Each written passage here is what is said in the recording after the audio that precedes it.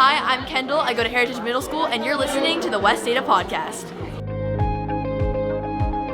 You know, I'm pretty transparent to classes. Yes. A lot of this is going to be college heavy, and I am not pushing college, but that's because there's so much information and, kids need. Right.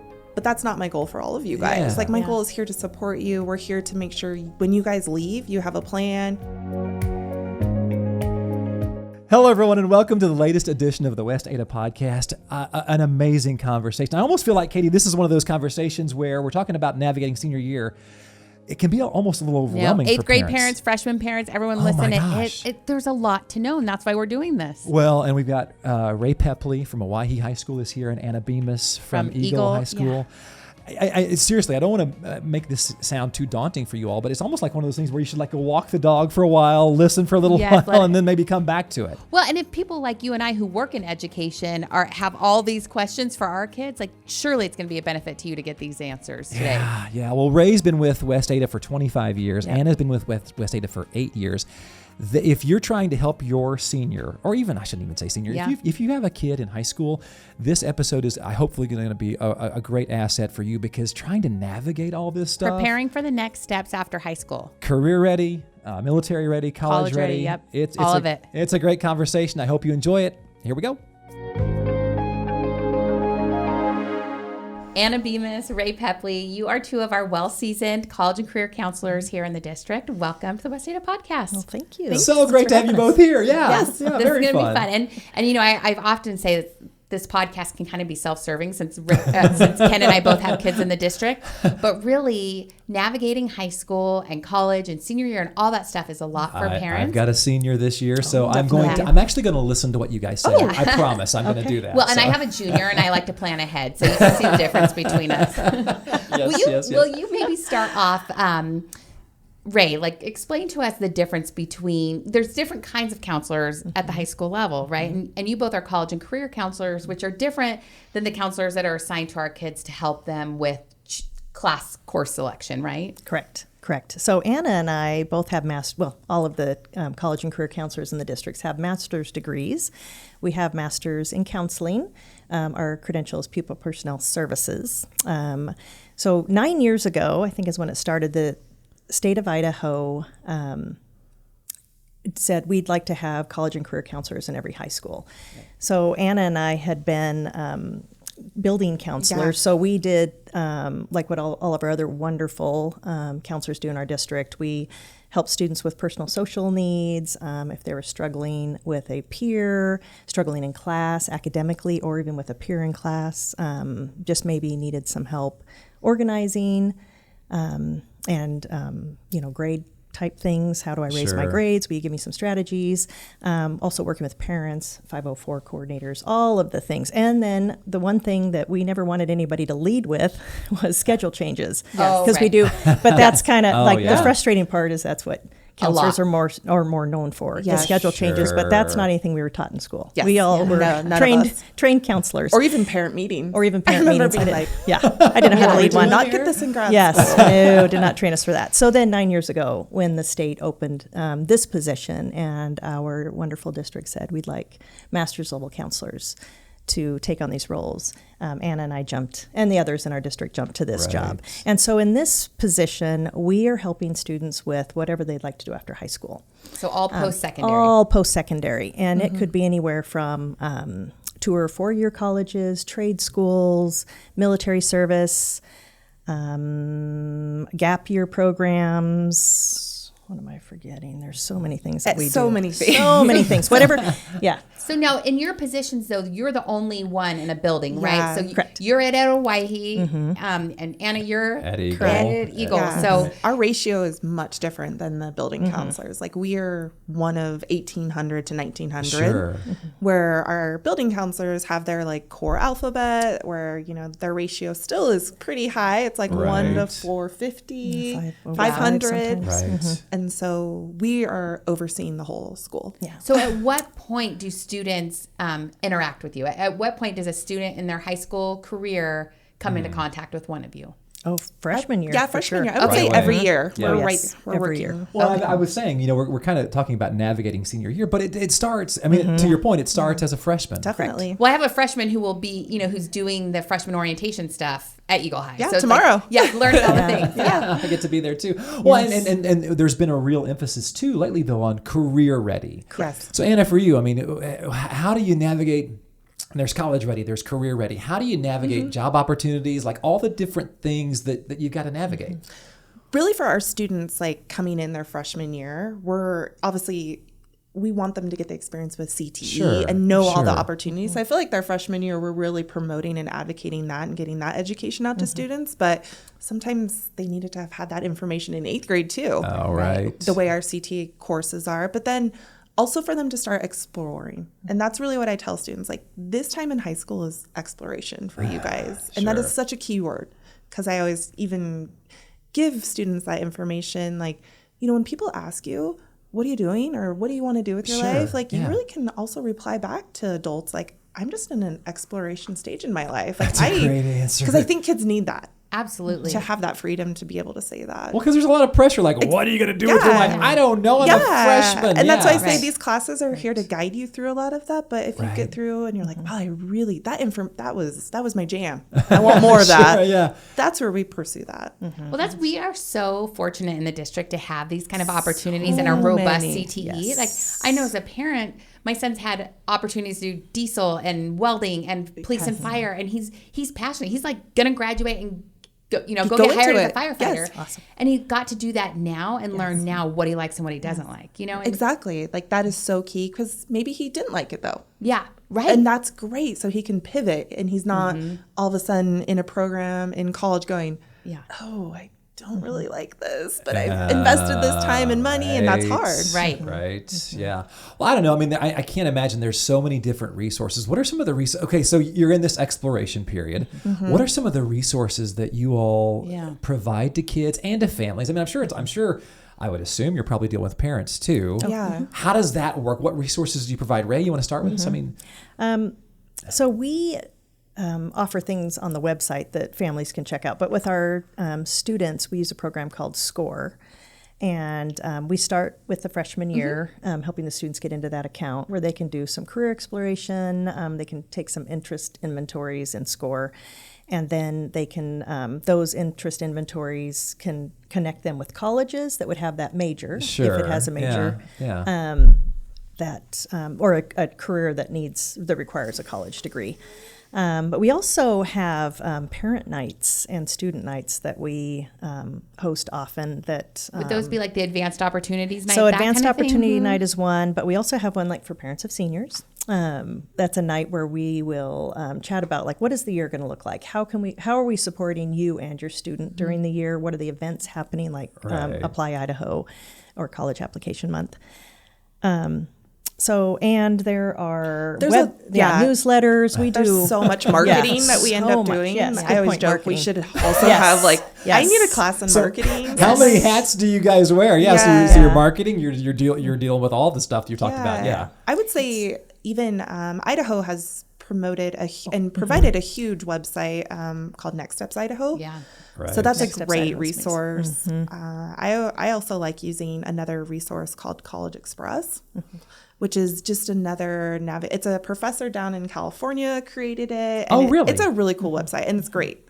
Yeah. It just, you can plug in, like, this is what I'm interested in, and it will just provide a ton of information, where SCORE can sometimes be a little more difficult to navigate sometimes, where you just have to find which one is going to be the most visual for kids. Well, and now in our district, it's going down even to 8th grade, right? Like, I had an 8th grader last year, and he did a ton of career exploration, and it was super cool to narrow it down and have him kind of start thinking about that at 13 versus, Yeah, that's nice, because it is required now for 8th graders to do a college and career readiness class. Yeah, in the past, because when I was an 8th grade counselor, my first job was in a middle school. And as an 8th grade counselor, I helped students through the 4-year plan, which I loved, which is why I knew this would be my path. But now it's a 5-year plan. which is really exciting. So that starts this year, where we will document each senior, like this is what their 5th year will be, and according to the senior, this is what our plan is. So, and obviously it's not a written in stone plan. It's you can pivot. So now, is there programming that says, like, we start, 8th grade really, but freshman year we're doing this with our students, and then sophomore year we're kind of touching base. Are you on track? And how do you interface with the core counselors in the building? Kind of like the students taking these classes, they need to be taking those classes. Are they on their plan or no? That would be tough for us just because the size of many kids. Okay. That's very tough. But what we do is classroom presentations. So many. And so, I've seen you. I've seen you all do some of that stuff. Yeah. So what I was going to say about the freshmen, when you guys were talking about freshmen, another part that's super important for them is understanding the importance of their GPA. Yeah. So when I was a building counselor, and before we had anybody in our positions, I would sit down with my seniors and do what's called a senior audit. That's done in the fall. Okay. Where you'd have your transcript, the students. Well, that was when it was hard copy. The students' transcript out in front of them. When we used paper. I know, so much paper. right. My binder, their grad checks. But I'd have their transcript in front of them. That's the GPA. That's the 6th semester GPA at that point. Okay. So that's at the end of the junior year. That's the GPA that's used for college admissions for the applications. And so many times I'd, sit down with my seniors to talk about the classes they'd need to take their senior year to be ready to graduate. And I'd lose them for a minute. I'm like, what's going on? It seems too late. Yeah, and it would be. So, and they lament, they're like, my GPA, my freshman self, and they would often say, my freshman self, I messed up my GPA my freshman year. Yeah. Why didn't anyone tell me how important it was? So when I present to freshmen, I tell that story and I say, this is why this is such an important presentation for me. Put your senior brain on now. Yes, right now. And it's what's cool, the connection with the counselors is oftentimes after I finish that presentation, if I'm able to do the presentation I do it in freshman cornerstone. So fall looks a little different than spring, because spring I can give the freshmen a copy of their transcript. Okay. And I give them a hard copy. Here's where you are. And they will look at it, and some of them... Step your game up kind of thing. Some of them will just, it'll just hurt their heart. Some of them, they just got their transcript sitting up and they're just... being I know, it is hard. Even though I'm like, Right. don't show your that's your personal. Yeah, right. It's a FERPA violation if you look at someone else's. They're like, what? But the ones who were not proud of their first semester, they will often go talk to their counselors after that, and they're saying, and it's not too late. That's the thing. It's Never. Like, we need It's to let not. the kids know, like you can retake something in summer school. Yes. You can double up somewhere. There are options, and don't be afraid to reach out. We have so many resources and people who care to help. Yes. That you all do. Well, okay, so obviously grades are important, but I don't know, Anna. I mean, building resumes too. Yeah. Like how do you navigate? I've seen both of my kids now trying to get ready for college, but even careers too. How do you help kids build resumes, or what does that look like? I would say we probably refer kids usually. I mean, I'll even use Canva. Canva's a good source. Because it's such a great resource, how you're not using this like simple resume anymore. Everything's like fun, and you're wanting to highlight certain things. Right. And for students, they're like, I haven't done anything in high school sometimes, and so we go into like, well, you've taken these classes. What opportunities are you, what are you doing out in the community? And just really trying to dig with those kids. And we understand there's not going to be a lot of information on them. Right. And that's what we want kids to know. We're starting. We need a place to start for them. But just even getting that mindset, I think, for kids is probably something you've got to work on, I would assume. Oh, definitely. Yes. So do we talk to them young, like freshmen, like, hey, you're going to need opportunities. If you're going to need to volunteer and maybe be employed or do something extracurricular. We do talk to them about that. 100%. We saw a lot of the shifts in universities over the last couple of years where they are looking more for the students that are going to come and be involved on their campus. And so that is something I say, like, getting involved here at Eagle or at any high school is going to be so important for when you're looking at your applications, but also for yourself, because they want that involvement. Well, and it's good for them, and it's hard for, as a parent, I think, my boys hear me talking, it's like, wah, wah, wah, wah, but the more like we're all a team, right? Let's all get these kids to where they need to be. So I really appreciate that. Thank you for saying 100%. what they don't believe me when I say it. Yeah, and Ray, and I've heard you tell me in the past, like, we get so many people come in here that are pitching you all, so you've got to disseminate that. So much information. I can't imagine. So what apprentices, internships, what kind of those things are available, and how do you guys navigate? People coming into you going, hey, we want to pitch to your students. How does all that work? The pitch usually is jobs. So like Roaring Springs or Yeah. I don't know who else. They do am I thinking employ of? tons They of our employ kids. A lot tons. of fast food. A lot of fast around food. the valley. Other pitches, mostly it's colleges or trade schools. So not as many. I'll be honest. I don't know if you've seen internships, apprenticeships. Apprenticeships you could see during our CTE programs, like those that capstone year. Right.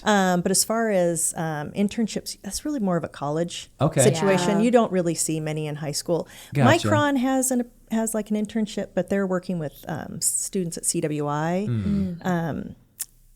As a gateway into getting into their Well, and we have program. a really robust college and career fair every year where Definitely. all of those organizations can come together and our kids can interface with our Yes. kids. So that's also a good resource to just kind of refer them off to that. Yeah. Well, and what I was going to say is my kind of push or big recommendation is job shadow.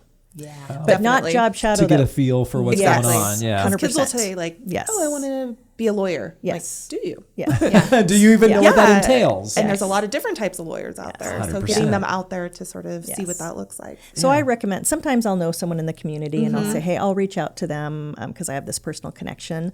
But many times I say, Yeah. talk to your parent, talk to your Yes. parent's friends, Friends, see yep. if you can just go to their job And for get a a day feel. and get a feel. Yeah. We Yeah. share That's probably that. the best. I feel like our career counseling team Yeah. always is like, hey, we have a student that's interested. Anyone know of anybody? Yeah. Just Yes. taking them involved. Yeah, our The team's medical field awesome. is hard though. Yes. Oh. Because Well, of HIPAA. So my husband's a trainer for the emergency room, and so he does all the placements for like nursing students and things like that. And high school students will often reach out, and there's so much.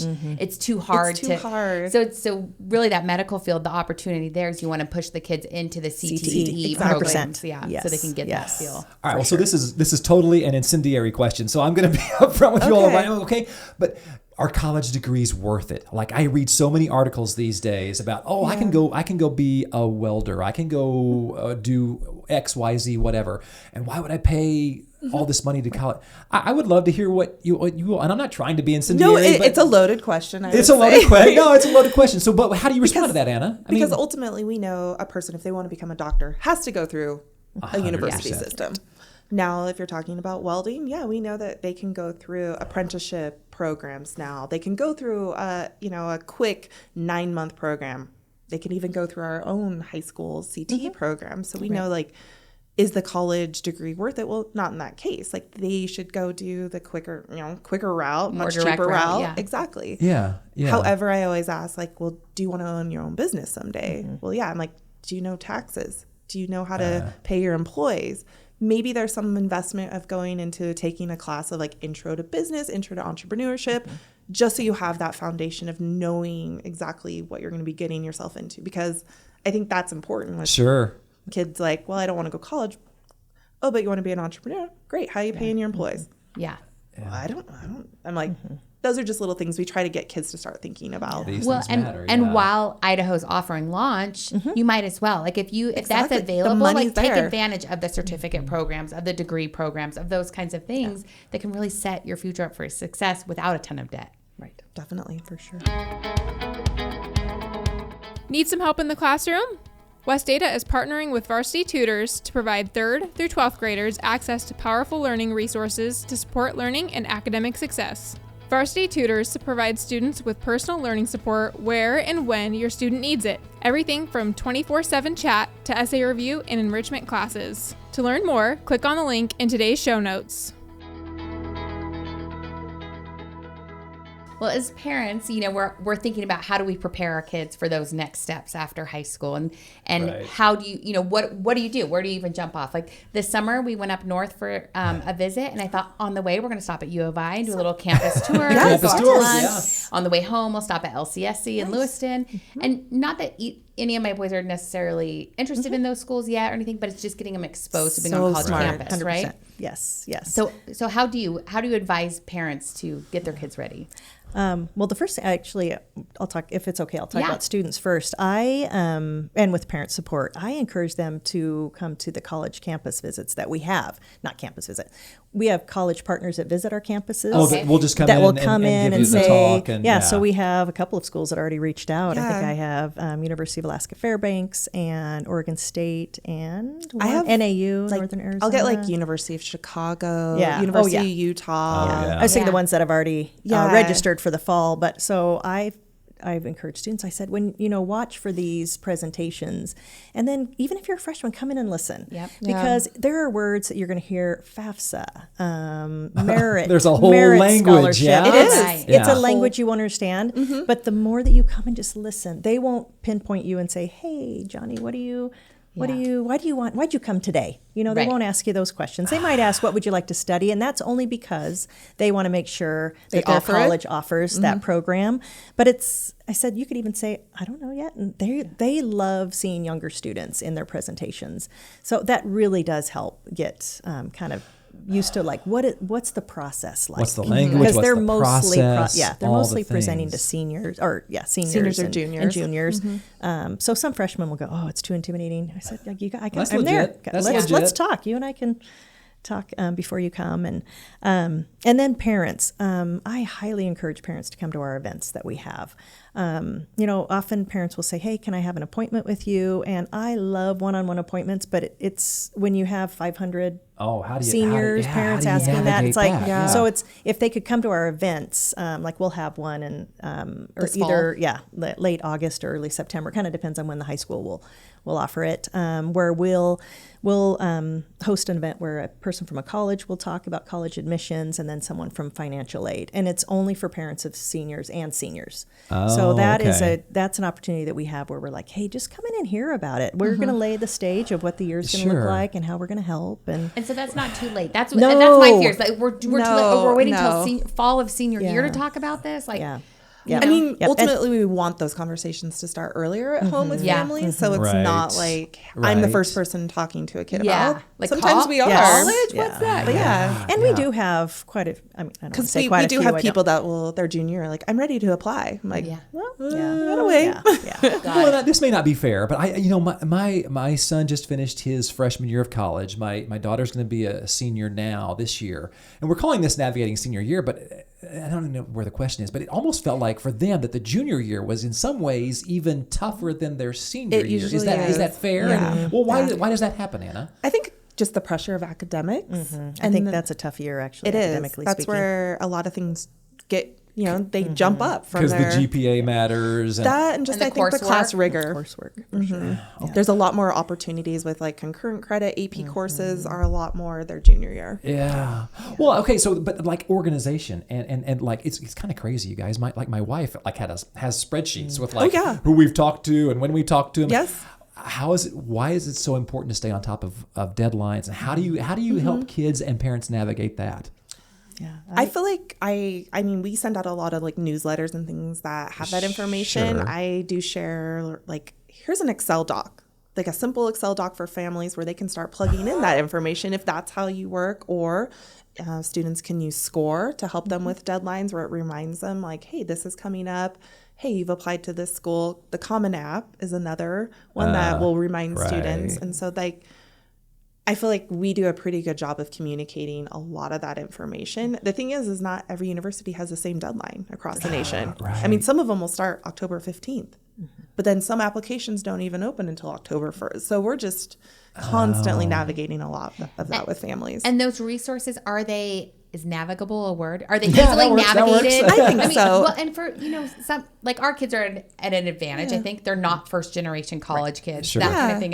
But if there's something that, it's totally foreign to a family or a student, these resources are available to them and user friendly and that kind of thing. Yeah, for sure. And that's what I was going to bring up earlier is that there are a decent amount of first generation college students in our area. And those are the families that I just get such a kick out of helping because I get it. Like I can't even imagine like how foreign that would be to them. Well, it really is if you don't know all this stuff. No, and then feeling maybe intimidated. And so, if we have those meetings, it's like, this is a judgment-free zone. Like this is why I'm here. Right. This is what I do. Yeah. Is what I'm here for, to help you. And I want you to feel comfortable and know that you have someone on your side who is here every day of the week to answer your questions if you need them, and come to the events and let me clarify things and help you and your students. So first generation college, it's just fun to see them go and then just to be so proud to know that, hey, I'm the first one in my family to go to college, and their parents are just so excited about that. That's really cool. Yeah, it's Okay. No, go ahead, Kate. Go ahead, Kate. Well, I want to talk. No, you go ahead. Go ahead. I just want to I want to be cognizant of the fact that we're not pushing college for all students, right? 100%. And so Definitely. even when we say like No. first generation college student, you could be a first generation, certificated 100%. welder or something, and that's yes. still an awesome Yes. route to go and a great providing career and fulfilling and that kind of thing too. So That's just it. finding the right fit. Over and over again, college Yeah. and And career. career. I would say Career that's how a lot of readiness. us open up our presentations. 100%. Like a lot of, I'm pretty transparent to classes. Like Yes. a lot of this is going to be college heavy, and I am not pushing college, but that's because there's so much information that, Right. kids need. Right. But that's not my goal for all of you guys. Yeah. Like my Yeah. goal is here to support you. We're here to make sure when you guys leave, you have a plan. We're here to make sure you guys Right. feel comfortable with that plan. Yeah. Yeah. Yeah. Well, where are we, going back to kind of the college questioning stuff, where are we on entrance exams? Because I've been reading so much and seeing like I don't know if anyone can even answer that Yeah, question. how do you but- keep up? Right. But where It's what hard. college is asking for, and where are we? Or is it different for everybody? It is. It is. I would say our selective and highly selective Yes. schools around the nation have brought them back. So they kind of went off the table a little bit after the scandal of college entrance exams, and then COVID and Yeah. COVID Being able to access. Right. So yeah, and then but now they're bringing them back again. But you're not like if you stay within Idaho, it's not necessary to take a college entrance exam unless you need it for placement in Yes. classes, like your math placement. And like if you didn't take a college concurrent credit class in high school in math or English, you need those scores so the college knows where to place you. Okay. Or in that they'll first year. they'll provide a test for you. Like Yeah. CWI, they'll have you do a math and English placement test. Oh, okay. But there's a way to work it. Yeah. But if you Yeah. didn't want to, It's a tough answer. It is a tough answer. Because when students start looking, outside of Idaho, there's a lot of language again of like test optional, Right. test Test blind. Our college is using this Right. for the application process. No kidding. They speak their own language. It's Yes. like you have to know what they're And- talking about. Exactly. And so we are really encouraging, again, families, do your research. Right. Talk to admissions offices. Sometimes they can't tell you what they're looking for with test scores, but if you feel like your kid did great on them, or, they didn't even take them, no worries. It's not a part of our application. Right. Yeah. Well, and the state pays for it, right? For all Yes. students to take it. So it's take this, almost yeah. like take Take it, it, do it. 100%. Because it's a heck Yep. of a lot easier to just do it on the front end when it's offered than to try and Yes. scramble for your dream school. Right. We have students now, their senior year, that didn't take it in April, and now they're, Yeah. oh, wait, Yeah. I may need this. Yes. So one thing I wanted to mention too about like test optional is I had a situation last year where I had a girl, a student applying to some schools outside of Idaho, and she had a decent SAT score, but she thought, well, there it says test optional, so she went test optional. She applied test optional, and she didn't get in, and she learned later that they were in fact because they had so many applications. They did go ahead and look at scores. Right?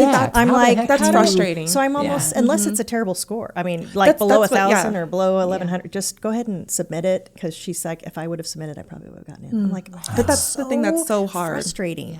Kids And don't- also, it's not one and done though. That's what we need to tell the kids. If you didn't get in this semester, you can try again, right? Like or next, like it's not your whole dream is not shot. Oh, for if, sure. No, No, you're not young. at They're all. so. Oh, If you could just perspective. stress how Yeah. young they are and how much Definitely. how much time they have. Yeah. Well, and this is probably too microscopic, but there's also stuff like the Common App and preparing for essays Yes. and all those things.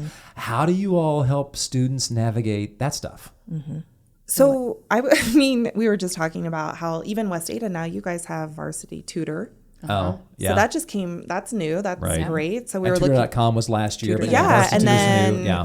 Yeah. where there's some test prep, college career readiness, essay, so kids could send off an essay to have, it revised. It looked like some Yeah, sort of live absolutely. revision, Uh-huh. and I think the essay portion also. I mean, you have to go into how AI has affecting that too. Oh, Right. 100%. And so for students being really careful, how do they navigate that? Because colleges are telling us like, well, we are expecting kids to use it at this point. Oh, I've had- it's there. It's out there. And Yeah. so being but able, they can tell. But if they can AI tell. is used. They also can tell if a 40-year-old parent who's a lawyer has written it. Yes. So I've heard that often. Yes. They're So like, your we can language is tell. different. Your Yes. cadence is So different. parents, please don't write your child. your student's essay. Yeah. And we encourage kids to Don't do go and use the Yeah. resources in the school. Like you're with your, maybe it's not your senior English teacher because you just started your senior year and that you've only had them for 3 weeks. maybe it's your sophomore English teacher that you had a relationship. Like, spend a little time, just have somebody look over that essay with you. Well, and that's something about educators in general are so caring and will pour 100%. Into your kids. That's what I tell my boys all the time. Like, you have these loving, caring adults surrounding you. Let them pour into you. That's what we want to do as old people. We want to pour into you. Let them. Well, you kind people. They're going. Well, even your parents' friends. Ask them to read it. Oh, yeah. Just someone who knows you. Like, does it sound like me? Would you get a good feel for who I am? Just several people reading it. Well, and the other thing that I found with my kids, like, how do you find someone who will write a letter of reference for you and stuff like that? Recommendation letter. Fine. How would you recommend kids do that or find that? Well, so the only time I've seen the letter of recommendation being required where it's not an educator is for a scholarship that requires someone out of education, like an employer or a family friend. So what I tell the seniors every fall is, please don't ask for a letter of recommendation from any of your teachers yet. Yeah. Wait until you need it. Because people spend time. It's a lot of those. And to write one just because you think you need one, don't. Wait. That's fair. Of course, give them more than 2 weeks, at least 2 weeks to write it. Otherwise, it's not probably going to be their best one. We joke about that with kids. Like, if you come to me October 30th and it is or October 31st and November 1st deadline, what kind of letter are you getting? And they're like, haha, and every year happens. Oh my gosh. Oh my gosh. Yeah. But I could see that. Right. Common App does require letters of recommendation. So we're like, if you're going to be applying through Common App, the counselor needs to write one. Can we explain Common App? Okay, Common App is one. We need to define terms. Common App. Thank sorry, you, Katie. I don't we know. Should define There's one. We need to remember to talk about the one within Idaho. So the Common Application is a group of. So there's 4,000 schools outside of Idaho, or within and around the nation. Yeah. So over 4,000 colleges and universities around the nation, and some of them are part of a coalition. Well, part of the Common Application. Coalition's a different app. There's another application called that. Common App is the most common one that students use, and I think there are over 1,000. Over 1,000 schools in the Common App. And there's international schools on there too now. So it's one application for multiple universities. Got it. And then they just indicate the student indicates on there which universities they want it to go to. And you can use the same essay for all that. Yeah. Oh my gosh. And some colleges require the essay, some don't. Some require the test score, some don't. It's a lot of information. Yeah. I always tell kids it's like 3 or 4 hours of plugging in, and sit down with your parents one time, too. Though. Exactly. It's one time. So you could, like University of Idaho's on Common App, College of Idaho, right? Yeah. So you could even have a school in Idaho that you would also plug in. So Idaho also has its own Common App for all of our schools, except for BYU Idaho, and Boise Bible College are the two that aren't in the application. Okay. But it's a very, very simple application for all of Idaho's. Which opens up October 1st. Yes. And so that's since we're kind of talking about these things, what about, can you explain, there's like witchy witchy. Wooey. Wooey. The Wooey. Yeah, that's What is, which is fun. I know it's a whole Western undergraduate exchange. I actually tell the classes when we present, I'll be like, I'm going to use this term a lot, this acronym Wooey. Yeah. Can you guys say it back with me? And they all will yell Wooey back. Because I'm like, I need you to understand what I'm saying. There's about 180 colleges on the Western undergraduate exchange. Okay. And it's always a fun way to describe it, where there's 18 states that are a part of it. Right. And what a student could potentially get is if they went to, like, for example, Montana State, they could get in-state tuition or even cheaper. It's a big deal. It's huge. It's a huge deal. The only problem is it's not very clear on how you get it. Every college uses it differently. And so some of them are like, oh, you're coming from Idaho, you automatically get it. Some are like, there's an application and we only give it to about 200 students coming out of state. So then when kids are coming to us, how do I get the Wooey? Or our parents, how do I get the Wooey? And we're like, good question. It just depends on the university. So there's always a lot of, always more resources, always more navigating, and just making sure families are doing that research. Well, and trying to navigate, so there's the application stuff, but then there's all the scholarships. And how you navigate that. How do you all help students navigate the scholarship thing? That's one of the things I hit really hard when I present to the parents of seniors and to seniors. Scholarships, because now I have 3 in college, so I've done this 3 times, right? You guys might remember this. Remember when we were a little bit younger, and we used a scholarship book, right? Yeah. And you'd have to go in and the book is this Read big. yeah. Yes, and you'd have to, mark some pages, that scholarship I'm going to apply for. Now that scholarships are digital, and there are these programs that will help students search for scholarships. So there's like College Board has its own program, College Express. Yes, College Express has CapEx. There's so many different ones. That these programs, you build a profile, and then it will send you scholarships to apply for. So it was, when people say, I have parents come in and say, there are thousands of scholarships out there, and I just need my student to apply for them because I hear that they get left on the table. Now that I've been through this process 3 times, it's more challenging, and I don't want to discourage parents, but it's a little more challenging. It's a full-time job. It is more challenging than I anticipated.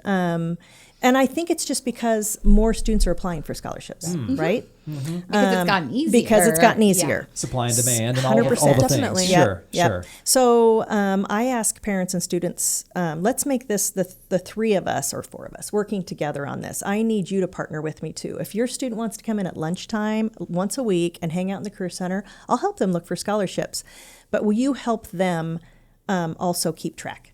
So with my kids, that's the spreadsheet thing, right? That's the spreadsheet. I'm telling you. We had a shared note. We have iPhones, and we had a shared note on our phones. And every Sunday, I would say, okay, which scholarship are you going to apply for today? And and then at the end of the week, I said, I'm not going to ask you all week because I'm not going to. You need to learn how to do this one time. But we're going to do this one time. Yeah. And then on Sunday, how'd it go? Did you get it done? Or if it was a busy Just a week, check-in, just a check in. Yeah. And we did it all year. And I feel like that's the only way I could have kept track. But and any parent can do that, and I'm happy to build that list with the students. Like, let's write some down that I've heard of students winning. So like Burger King, telling all the parents right now, Burger King gives out, I think, 20 or 40,000 across the nation. You don't have to be an employee of Burger King. I had 8. I'm gonna make students. I'm gonna make a Whopper joke. I'm not gonna. I'm gonna resist. I pushed that one hard last year, and I had 8 students won $1,000. That's so cool. And that's at one high school. That's amazing. In Idaho. So across the nation, it was an easy scholarship, but you do need to have some involvement. Yes. So going back to that. Well, and being knowing what you don't involved, know. There's so much you don't know, right? Yeah. Yes. It's not just sports. It's not. I mean, there are so many activities and athletics you available. actually, believe it or not, can earn more money with your merit scholarship with your Absolutely. academics versus athletics. What is kind of a threshold for an academic scholarship? Like, what is it like 3.5 and above? Is it higher than that?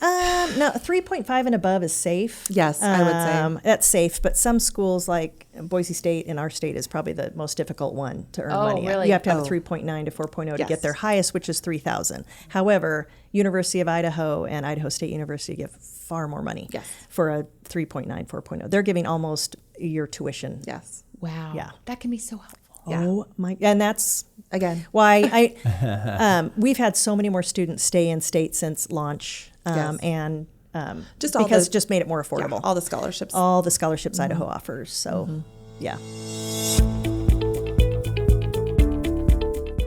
The West Ada Education Foundation's Thank a Teacher program is a great way to support and express gratitude for your child's teacher. El programa Agradezca a un maestro de la Fundación para la Educación de West Ada es una excelente manera de apoyar y expresar gratitud por el maestro de su hijo. All proceeds directly benefit the teacher or program designated at the time of donation. Todos los ingresos beneficiarán directamente al maestro o al programa designado en el momento de la donación. You can find a link in the episode description to Thank a Teacher. Puedes encontrar un enlace en las notas del programa del podcast para hacer una donación.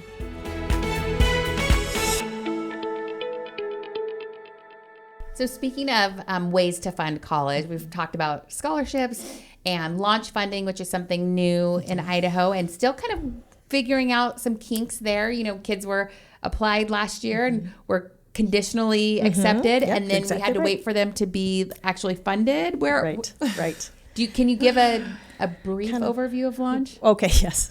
So launch, just a great vision for that the state had.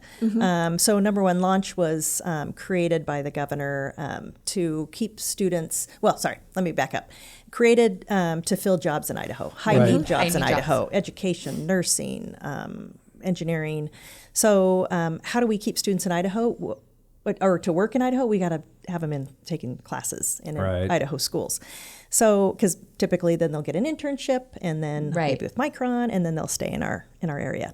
So, started last fall. It was a little rocky because I remember they were just trying to figure out how to. Well, they had a huge task and kind of an impossible timeline, yes, and it wasn't fully funded yet. So, we had the task as college and career counselors in the district to help the state get the word out. And so during College Application Month, which is in October of every year, then that's an event that we host in our buildings where students have 90 minutes, our seniors have 90 minutes to apply to college, begin financial aid, and start applying for scholarships. There's so many things that we do in 90 minutes. So it can go in a lot of different directions. Well, it just depends on the kids. For sure. Yeah, it's not just we value every path. So we call it Idaho College. Well, it's called Idaho College Application Month, but we also support students who are looking at military service. I love it. Trade schools, just career, straight to career. So it's 90 minutes for whatever you'd like to work on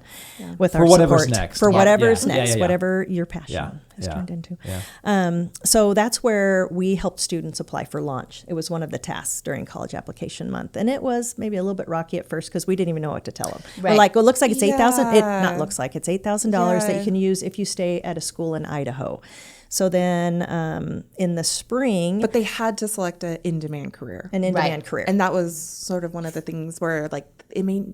What was the title? How Kids do you may define not. in Yeah, demand, kids didn't even all those- sometimes know. And the state was trying to define what was in demand, and they were working with Idaho Workforce Council. It was really, there were a lot of questions that we couldn't answer during the year. We were just apply. Let's get it. Let's get going. Let's create our account. Let's get it going. Just do what's next. Exactly. Yeah. Sure, and then in January, a specific number of students around the state got their conditional offers. Okay. Yeah. And what was hard was they come in with this beautiful letter from the governor, who was very pretty, that said, "Hey, you looks like you will be awarded will possibly get the launch grant if the legislature funds this money." Yeah, because at the very bottom of the letter in tiny font was, "This is a contingent offer." But students would come in like, I got it. I'm like, okay, you maybe have there's it. this contingency thing. Yes. Well, and there were steps they had to do. So our district wasn't able to use Senior Project for the career plan component of it. Right. And so we had a fun task of really trying to communicate with students and seniors and their parents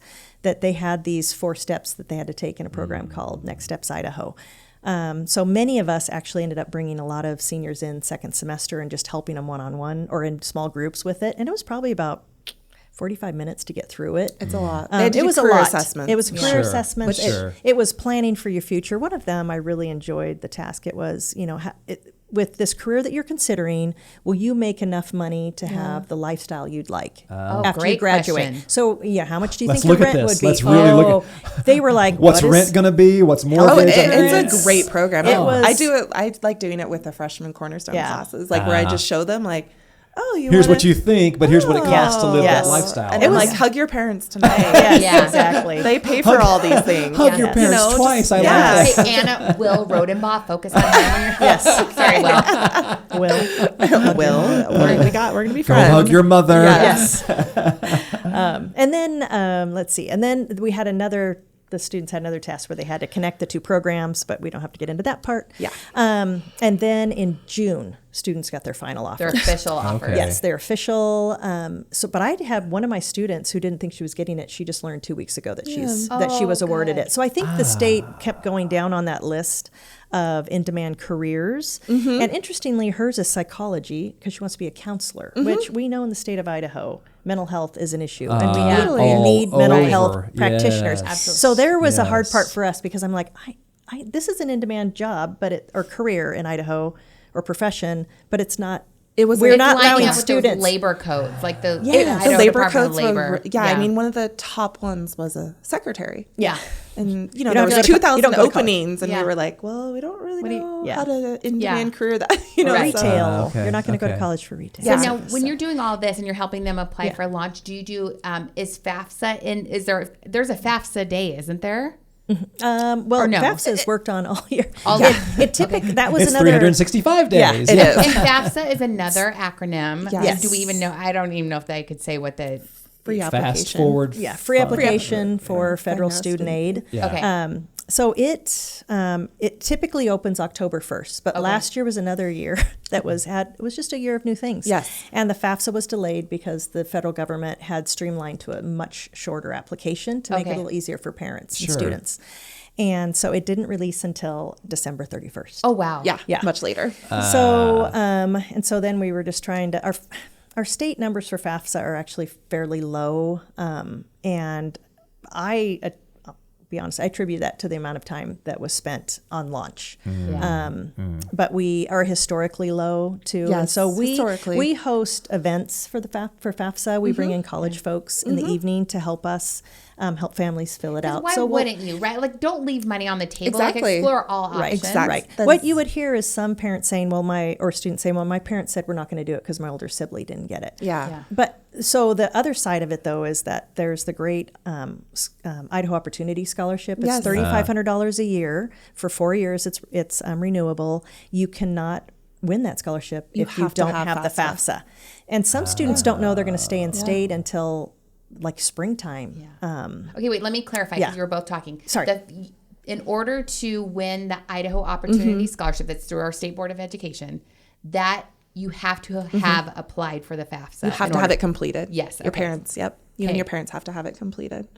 And I mean, some universities do have scholarships attached to the FAFSA too. Like, if you've completed it, like they can award scholarships that way. And also, just to clarify further, we're talking a lot, we're saying colleges and universities, and I think a lot of times people automatically think 4-year degree, but a lot of our certificate programs for our trades and things like that are offered at our community colleges or even at ISU and our 4-year universities and things. So there's funding available for certificate programs. There's funding available for 2-year degree programs. Don't just exclude yourself because you don't know. Exactly. Like go after everything available and possible. Right. Exactly. You might be going to Paul Mitchell. You might be going to esthetician school. You might be going to medical career academy. Yes. Right. They all accept the FAFSA. So just don't limit yourself. Don't limit yourself. Yeah. So, and another way to not limit yourself is there's military service, right? Like the military pays for a lot of people's colleges. How do you advise students through the military route? Yeah, I'm a big fan of the military service. Same. So I mean, we encourage students. I mean, they're highly competitive, some of the scholarships, like the ROTC scholarships are super competitive, but we encourage our students to definitely go for those because those are amazing scholarships. And then even, military academies, but Yeah, ROTC is Reserved Officer Training Corps. Yes. And that's a 4-year, can be a 4-year scholarship at a university, but it's a competitive scholarship. So like an ROTC scholarship, you would go do your 4 years first, and then you owe 4 years of service, right? Yeah, 4 to 5. Yeah. Okay. Yeah. So, but you come out of college with basically a free degree, and you're an officer. Yes. And so it's a great program. Yeah. Yeah, and they take one class a semester at the university, a military science class. It's about two, and they do training. Like I've had students where they're like, I get up at 6 a.m. and they do their ROTC training. And is this something high school students participate in throughout high school, or is it you do it in college? Yeah. Okay, JROTC. We don't have it. Yeah, we had JROTC when I was in high school.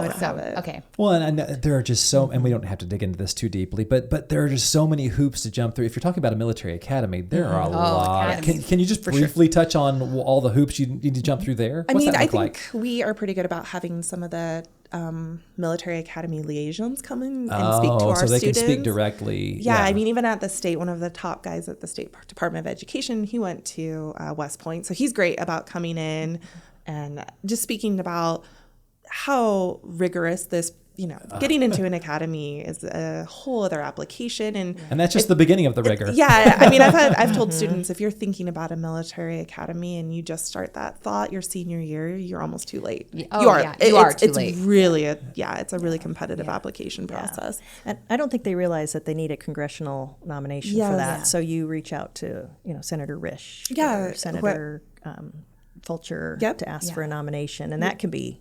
And they can only nominate so many kids per their representation area. Yes. So it's not like they can nominate 10 kids from Eagle High. Exactly. Right. There's a lot there. Within the military, they have to get medically cleared. And the application process, they're looking at high rigor students. Yeah. Sure. And so, that's always a tough conversation with kids where they're like, what's the GPA requirement for the military academy? It's not very transparent out there. The highest possible. Exactly. That's Right. And test score. Test scores. Yeah. They are still requiring test scores. So And that's different than ROTC. ROTC is at many colleges and universities for that scholarship. Yes. Okay, so And I believe they still look for test scores as well. Yes. But yeah, military service, military academy would be at like Air Force Academy, West Point, Naval Academy. And that's an amazing opportunity. If you win a spot at one of those schools, it's a $350,000 education completely free. Yeah. And some people, you can even go on and do medical training if you want to become a physician. Yep. They pay for it all. That's amazing. Sweet. So bottom line, parents, there's a ton of opportunities. so much out there. Yes. Educate yourself. Yes. Well, and I've just read a bunch of articles lately too, though, about scholarships, scams, and things like that. What have you seen there? How can we inform our parents and go, hey, you might be just a little diligent in not being scammed? What does that look like? Can you speak to that a little bit? I'm trying to. Well, you should never pay for a scholarship for sure. Right. Yeah. Right. So Like, don't go down the rabbit hole. Yeah, don't pay. Yeah. Yeah, so anything that says create an account and pay for the account, don't pay. Scholarships are And even are for free FAFSA, application. too. Yeah, don't Yeah. pay for FAFSA. Yeah, that's the wrong website. There are websites out there that will look exactly like and you get to the end, and I've had parents be like, I paid my $80. I'm like, oh. No. No, you don't need to do what that. did you do? Yes. I also don't put your social security number in the account. I often, when I'm vetting scholarships, will look it up online to see who were 2024 or 2023 winners. That's how I've, and that was because of some errors with my own kids. Spending some time working on it. And anything local, U.S. Bank. Oh, Yes. Lots of banks offer scholarships in Idaho. Local scholarships are probably the easiest ones to earn, by the way, aside from Burger King. They're the easiest to earn because there's just less to. Now, are there still like college entrance like coaches kind of thing? I don't know what they call Consultants. People will pay consultants to get their kids into whatever. Idaho, they're independent. And test consulting and all those things are Independent part of the thing. consultant. They're IECs, independent education consultants, Yes. and we do have some. So if There's some in this valley, and I've recommended, and we also have a group of women that are actually Step Ahead Step Idaho, Ahead Idaho, where a lot of it was a group of moms who were navigating this probably 15 years ago, just, getting into a military academy, Ivy League, all of that. And now they actually have, Step Ahead. They have an actual LLC for it where our students can go and meet with them. Okay. For free for an hour, I believe, for the first consultant. I think they have drop-ins for reading essays, but if you wanted it like list building, like help me build my college list, or more intense, they do charge. Yes. But I think they might have a sliding fee. Yes, scale. yeah. But they have quite a few free resources on their great. website. Okay, Well, and let's be honest, all this stuff can be a little difficult. Oh, Yeah, 100%, it can be hard, and you can think, oh, I didn't get into my school, or I didn't get the career I wanted, I didn't get into this military. How important is it to maintain perspective? And this is kind of a but gap years or not getting so I've got to do this now. What do you think about that? I assume it's different for every kid, but what are your thoughts there? I feel like, as long as a kid has a plan for their gap year, what that looks like, I think that's what we can support. If it's going to go, they're going to go work, they're going to save, they're going to sort of figure some things out. And then there's a plan in place. Yeah, where then we get a lot of like, I'm going to do a gap. I'm gonna take a gap year. Yeah, and so when we start, digging a little more. I'm going to take a gap decade. Yeah, and so I think that's where we want kids to know the opportunities. The hard thing, I think, with the gap year is that the amount of opportunities there are when a kid is graduating high school to college. There's so much money, their applications, all that's available, where the gap and year. timing does matter. I don't want to put pressure on people, but timing does matter. And then when they do take a gap year and they're trying to go back to do those things, those opportunities aren't there as much. Yeah. And so that's the only sort of thing that's frowned upon a little bit with a gap year. But ultimately, I feel like if a kid isn't ready, like, okay, let's find some growth in some other areas and then go and find that career pathway, whether it's college or CT. I don't know, Ray can probably speak a little too. Yeah, the only thing I was thinking about with gap years is I've had students in the spring, after they've gone through the process of applying, even to trade schools, will say, oh, I didn't know it was going to be this much money, so I'm going to take a year to work. And I said, well, I don't know if you talk to your parents about that. Are you able to stay home? Exactly. So you can pocket as much money as you can. Because What if does you that move look like in the out- real world? Yes, Yeah. because if you move 'Cause it out, you're not matters. going to be able to. It's just Yeah, too it's hard in just this valley, so too expensive. expensive. So one thing I've asked students and their parents to really talk about beginning of the year is finances. That's one thing I think that hasn't historically been happening for a lot of parents. They're not really giving their students like, this is how we can contribute. Because I've had students apply to some very expensive schools like Texas A&M, and then in May not be able to go because that's when they get their financial aid package, and they're like, I still This have doesn't work. $40,000. Yeah. And then they're just heartbroken.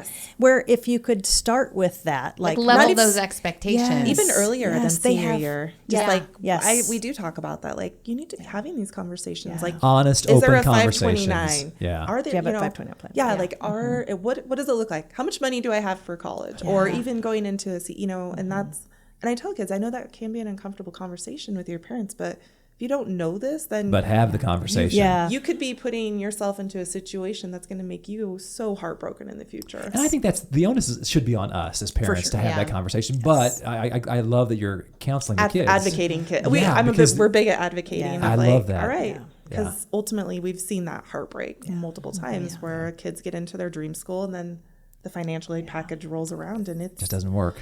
Yeah, or even going into a cosmetology school. They're They don't realize you expensive, pay everything up front because it's not credit bearing. It's a certification, so you pay it all. Like it could be 20 grand that you have to try to figure out in the fall. So just partnering with your parents too and having those dinner conversations. And that's something we talk to our boys about too. If they don't necessarily know, if they're not totally like dead set on this is my career path, this is what I want to do, take those first couple of years and go the community college route. Get your general ed courses at an affordable rate while you can stay at home and save money. And you can still have a college experience for the last half of your degree or whatever. 100%. So there's lots of options. Well, I can't thank you enough. Listen, I'm not blowing sunshine at you. You guys deal with a lot of kids, a lot of families. So thank you so much for just taking the time to come and have this conversation. Is there anything we haven't touched on that we should be touching on? Or did we do our job well? I feel like, we covered a lot. Yeah, we didn't talk about direct enlistment for military service as an opportunity. I just don't want to miss that part. Thank you, please. So students who have careers in mind and they're also open to military service, the military, they actually train you for free in that career. Yes. So what I went to a training at Micron last year. They're building another huge facility out there. And one thing that they had mentioned that I've been trying to share is they said, if we have an applicant who has done military service, even like 4 or 5 years, they're at the top of our applicant pool because we know how well they've been trained. And they're disciplined and they understand rigor. And they've got those, we used to call them soft skills. There's a new title for it now. I can't remember what it is. But, being on time, being dependable. Time management, all the things. Something that you don't have to. Yes. So if you're open to military service, that's really it's a good route to go. We all offer at our high schools. Our students can take the ASVAB twice a year. So we offer Armed Services Vocational Aptitude Battery. There you go. There's a lot of language here. I know. So just making sure students know, and that's also I think it's a great career foundation test. Like kids can come in aptitude and it breaks it down exactly maybe what you're interested in. And we don't have a ton of students at our schools taking them anymore. So we want kids to start taking those again, I think. Yeah. Well, okay, so a little plug. In March, we have the big college and career fair we hold. And you can, students, it's geared towards students, but parents can come too. And you can explore pretty much every single option we just talked about. All of the industry. I'll put that in the show notes. Thanks, Katie, because I'll put that in the show notes. Are you guys going to help with marketing that then too? Yes. We're on it. We're going to do it. I'm telling you, we are on it. I joke I wish I had a marketing degree. I know. How do I get this out? But anyone who's attended, they come back and say, I didn't know it was going to be that great. Yeah. My boys went last year and loved it. Yes. Yeah. Every student parent has said that was not a waste of my time. That was great. Awesome. Yeah. Awesome. Thank you so much. Thanks for your time. Yes. Cheers to a great new school year. Yes. Thank you. It's going to be fun. Thanks for what you do. Thanks. Yeah. Well, I just can't thank Anna and Ray enough. What an amazing! They're both awesome at what they do. I don't know how they manage all that information, really, and it's constantly changing. I mean, being up to date on college entrance requirements and which college requires this and which military wants that, and I mean, all the options after high school, they've got you covered. Well, I love that they do that. I hope that you can find some great information here and utilize that for your high schooler the rest of the year. It's going to be a lot of fun. And thank you for joining us. As always, we love that you're here. Thank you for listening. You can find us wherever you get your podcasts, Spotify, Google, Amazon. If you listen on iTunes, please rate us and leave a review. And you can, as I always say, you can also watch on YouTube and subscribe there, please, as well. That would be helpful to us. And this week's question, reach out on social media. If you're watching this on Facebook, great, or wherever you're watching it, but reach out to us. How have you helped your child navigate high school and senior year? I'm sure there's some of listeners give out us there. some tips. There's parents with, there's those mom and dad tips and tricks. Share those with us. Help those people that are coming along behind us. We would love to hear from you on how you've helped, and let's have a conversation where we can help people along. And to learn more, listen to past episodes, you can go to westada.org/podcast and see all that as well. And we got some great stuff coming up as well. You know, money's tight for everyone. We're constantly talking about balancing our budgets and things like that. And it's no different here in the district. We figure out constantly how to stretch that dollar further. And it's your dollar. It's taxpayer dollars. And, how do we be fiscally responsible and good stewards of those monies? So we think that'll be an interesting conversation to have. Our Chief Financial Officer, Jonathan Gillen, does an amazing job. So we're going to have him on. And I think you're going to find that interesting as well, because there's a lot going on in a very large school district. Yeah, absolutely. So, thank you for joining us. It's been great to have you, and we'll see you next time.